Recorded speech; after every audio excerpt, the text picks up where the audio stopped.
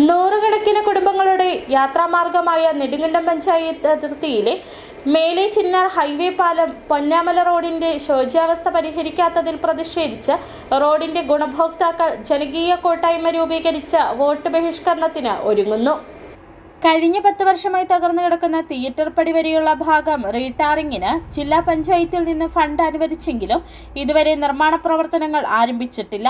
പഞ്ചായത്ത് തെരഞ്ഞെടുപ്പിന് മുമ്പ് റോഡ് ഗതാഗത യോഗ്യമാക്കുമെന്ന നേതാക്കൾ ഉറപ്പു നൽകിയെങ്കിലും അത് പാലിക്കപ്പെട്ടിട്ടില്ല.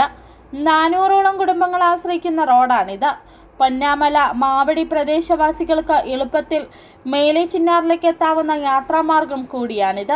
പല ഇലക്ഷനുകളും കടന്നു പോയിട്ടുണ്ടെങ്കിലും നമ്മുടെ വഴിയുടെ ഇപ്പൊ ഏകദേശം ഒരു 10-15 വർഷത്തോളം ആയിട്ടുണ്ട് ഈ വഴിയുടെ ഈ ഒരു അവസ്ഥ തുടങ്ങിയിട്ട്.